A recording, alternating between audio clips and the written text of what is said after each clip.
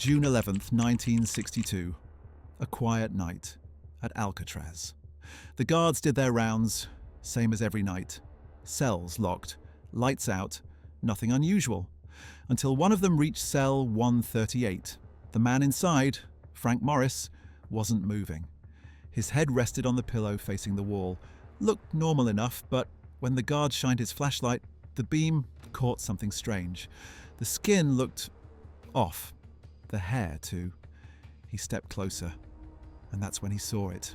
It wasn't a man at all. It was a head made of plaster and paint, and with real hair glued on top. Morris was gone, and so were two other inmates from nearby cells. Within minutes, the prison erupted in chaos. Sirens blared, searchlights swept the yard. Panic spread because Alcatraz wasn't supposed to be escapable. It was built so no one could ever get out.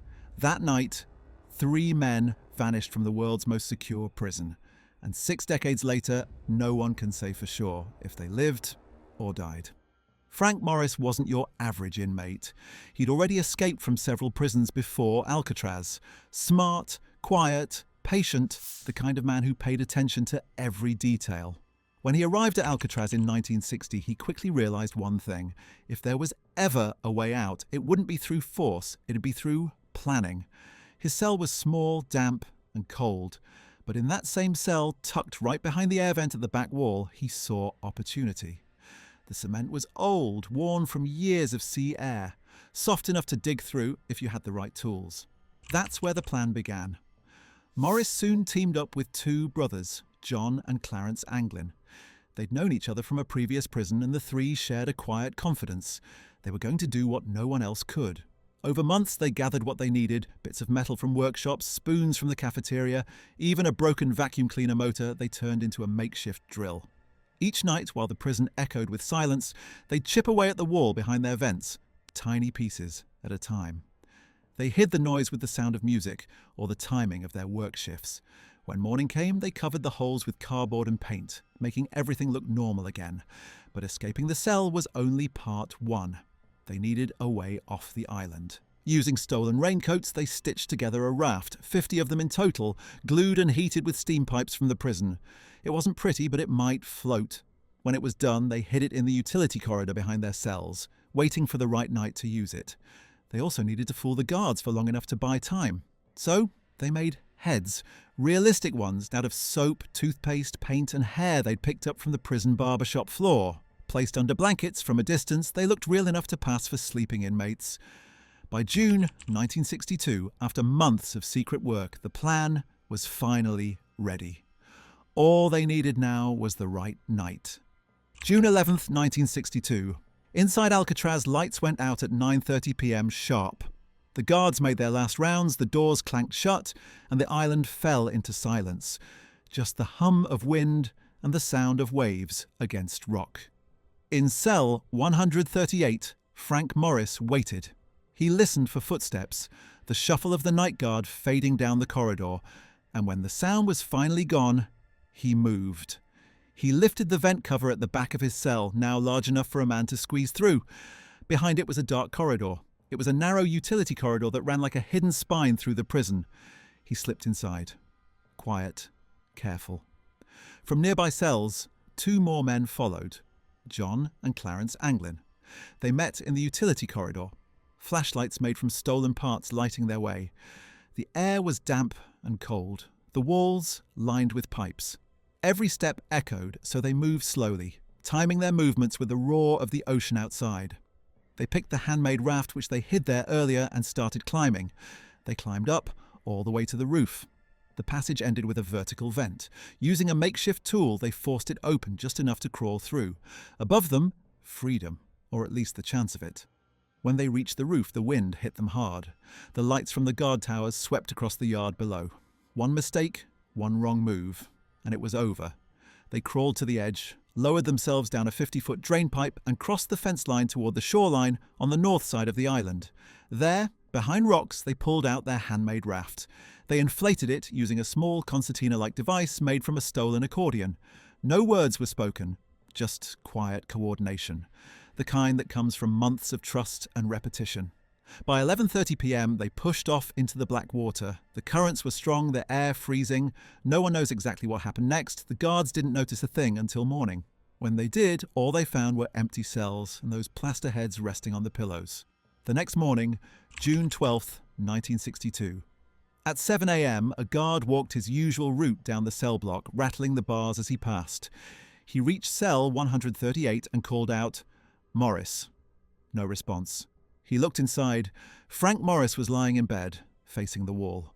But when the guard reached to wake him, his hand hit something hard. The head rolled off the pillow and hit the floor with a dull crack. Painted eyes, human hair, but no body. Panic spread through the cell block. Within minutes, alarms echoed across the island. Guards ran from cell to cell. 2 more dummies, 2 more empty beds. The Anglin brothers were gone too. The warden ordered an immediate lockdown. Boats were deployed. Helicopters circled the bay. The FBI and Coast Guard were called in. For the first time in its history, Alcatraz had been breached. At first, the assumption was simple. No one could have survived those waters. The currents around the island were brutal, the temperature barely above freezing. Even trained swimmers struggled to last more than a few minutes. That night, search teams swept the coastline. They found pieces of the raft near Angel Island, along with a makeshift paddle, but no bodies, no footprints, no life jackets, nothing. In the days that followed, the manhunt spread across the Bay Area. Roadblocks, house-to-house searches, even the FBI going through missing persons reports. But as the weeks passed, hope turned into frustration. No one had seen or heard anything. No bodies ever surfaced. Officially, the FBI declared them dead. They said the men drowned, their raft destroyed, their bodies swept out to sea. But even within the Bureau, not everyone agreed.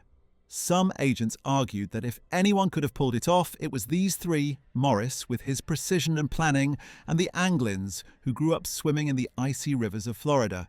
Then there were the strange reports. In the months after the escape, rumors began to surface. Sightings in Brazil, in Mexico, even in the American South. None confirmed. All denied. Still, each tip kept the legend alive. Years later, the Anglin family received a photograph. It showed 2 men standing on a farm in Brazil, both middle-aged, both resembling John and Clarence. The photo was analysed, compared and debated for decades. Even facial recognition experts couldn't agree. So the question remained, did they die in those waters or did they actually make it out alive? To this day, no conclusive proof has ever been found.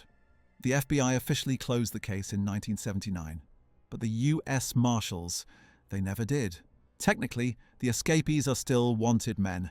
Over the years, dozens of theories have tried to explain what really happened that night. The FBI's version is simple: they drowned. According to their reconstruction, the raft was torn apart by the waves, the current pulled them under, and their bodies were carried out to sea. No bodies were ever recovered, but in those waters, that wasn't unusual. It was the conclusion that fit the Bureau's image. Alcatraz remained unbreakable. No one escaped, but not everyone was convinced. Inside the Bureau, even some agents had doubts. The raft fragments they recovered were sturdy. The paddles showed deliberate craftsmanship. This wasn't a desperate last-minute attempt. It was a plan. Then there were the years of preparation. Frank Morris wasn't reckless. Every move he made was tested, measured, calculated. If he thought the raft couldn't make it, he wouldn't have risked it. So maybe they did survive. The most compelling evidence came from the Anglin family. In 2013, a letter surfaced, allegedly written by John Anglin. It was sent to the San Francisco Police Department. In it, the writer claimed, "Yes, we made it that night, but barely." He said he was living in Southern California under a new name, that Clarence had died in 2008 and Morris in 2005. He even offered to surrender in exchange for medical treatment. The letter was sent to the FBI for testing.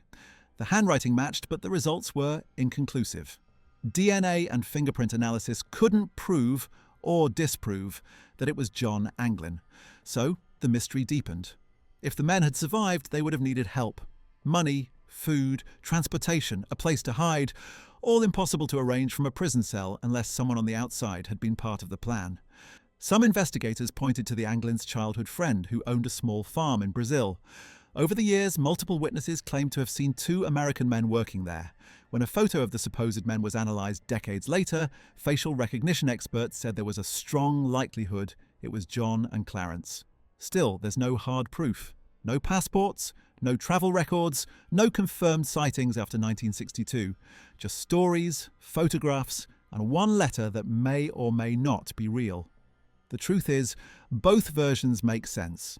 They could have drowned that night, or they could have made it. Either way, what they pulled off was extraordinary. A flawless plan executed inside the most secure prison in the world, under the noses of guards who believed escape was impossible.